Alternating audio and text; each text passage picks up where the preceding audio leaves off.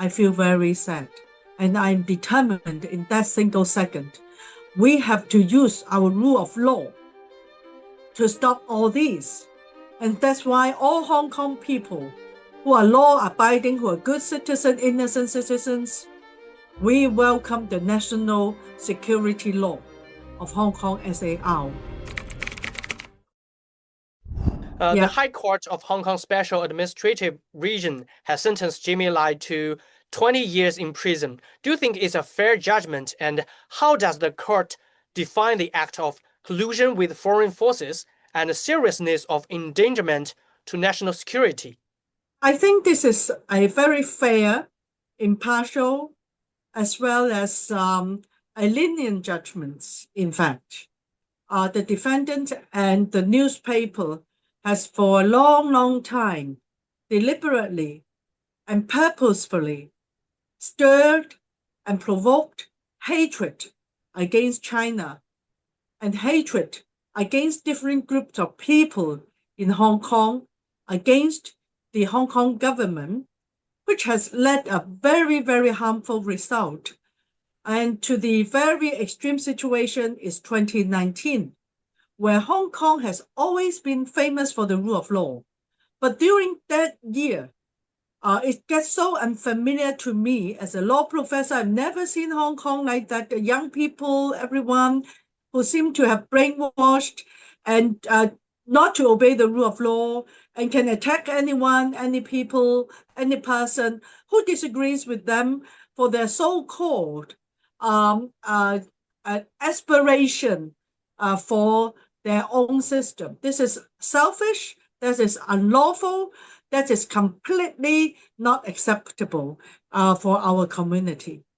So I think Lai is the person, the mastermind of all these. If you read the newspaper, where when they was formed until where it is after 2021, they have not stopped by targeting people whose political opinion differ from them.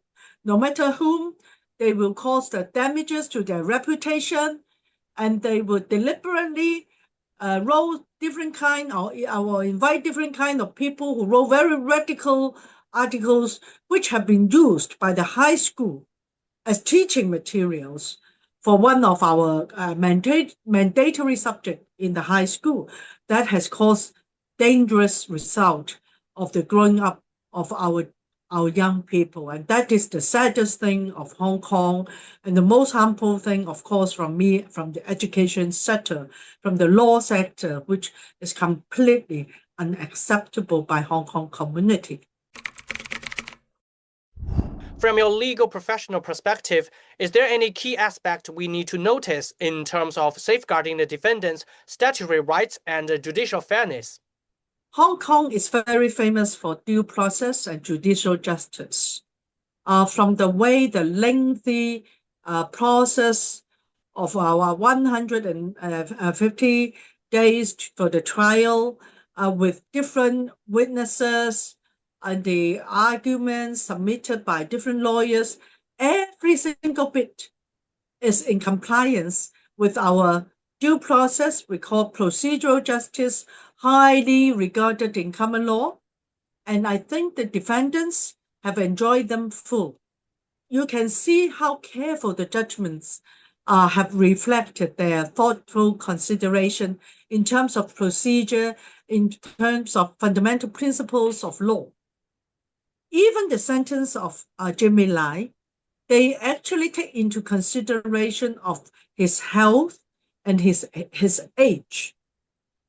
The reason they reject for the mitigation factor that they have discussed for length, the court have discussed in length, is because the grave consequences that Jimmy Lai and the newspaper Apple Daily actually have for a long period of time deliberately go beyond freedom of expression or go beyond the freedom of a newspaper, that they should have rational, sensible monitoring of what the government is doing. They haven't played this role. Rather, they just deliberately cause personal attack, defamatory words, and also brainwash messages with totally neglecting what is really happening in China, what has the real development and the prosperity and the work, the efforts that China has made by common people of our Chinese people. So from the point of law, that actually the judgment did not take retrospectivity of the acts of the newspaper as well as Jimmy Lai. Rather, those materials were only treated as background information for the defendant's continuous act to collude with foreign and external forces. And to the utmost, they even call for sanctioning from foreign countries upon Hong Kong, SAR, and upon China, which hurts the economy, political stability, and prosperity, and livelihood of general public of Hong Kong. Also, I heard that you were a victim of the violence back in 2019. Would you share more details? Yeah. As victims, as a law professor and a lawmaker, I really want to share the experience of my class of 86 law students in 2019 when we want to have our normal lecture for 3 hours at City University of Hong Kong. My lecture hall was surrounded by all these so-called protesters dressing in black. We even can't see their face and eyes. And then they came to my lecture hall and want to take out the students who want to attend my lecture. And they forced them to participate the so-called class boycott. Actually, the students are unwilling to do so, but they want to take them away forcefully. On 11th November 2019, this is the date all of us will remember well. I proudly say my students used their courage and used their decision to say no to violence. They break the facilities of City University outside the lecture hall. So we actually had the lecture of 3 hours under the alarm, the fire alarm. But I proudly say when we all joined together, I together with 86 students together, turned their face back and we say no to them, they ran away. Secondly, my own office in Shakib Mei, which always welcome elderly volunteer at the age of 70, 80, 19 years old, they will stay in my office. But on the National Day in 2019, my office in the morning received a bomb that already burned my office. So my helpers went back to clean the room. In the afternoon, the second bomb. They neglected the safety of these elderly as well as people who are living in the public housing estate in Shakib Mei more badly and shockingly. About the evening, they threw the third bomb. You see, people are not ready. And we saw the CCTV in my office. And we saw that those people who throw the bomb are only 13 to 14 years old. How come these people were brainwashed to commit this crime that may kill other innocent lives? I feel very sad. And I'm determined in that single second, we have to use our rule of law to stop all these. And that's why all Hong Kong people who are law-abiding, who are good citizens, innocent citizens, we welcome the national security law of Hong Kong SAR. What impact could this case have on Hong Kong society, and what about broader impact on the rule of law and investment environment? First of all, we already told, this judgment told the general public what is the bottom line of the rule of law. No matter what you want to do, no matter under what kind of excuse you say is your dream. You can't hurt other people's interests, lives. You have to obey the rule of law.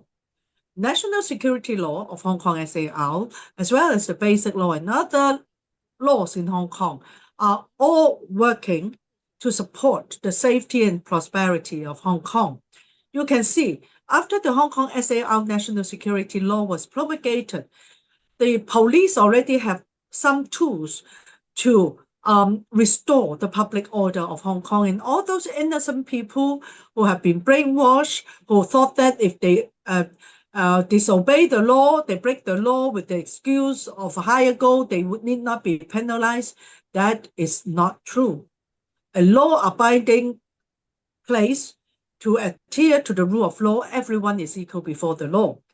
And I believe after this judgment, more investment will come to Hong Kong because we are normal, we're back to the rule of law, brand name, and the basic law protects one country, two system. We practice free economy, low tax, we practice common law, and the whole judgment reflect very, very clearly. The judges actually adopt the common law procedures, the common law principles, in abide with the basic law as well as the national security law of Hong Kong SAR to protect the normal lives of all people in Hong Kong. And I believe after this judgment, Hong Kong will become even more international, more lively, welcoming more international investment and international friends to come to do investment, to work and to stay here. And our rule of law also protects anyone, local citizens as well as foreign citizens. And we welcome all.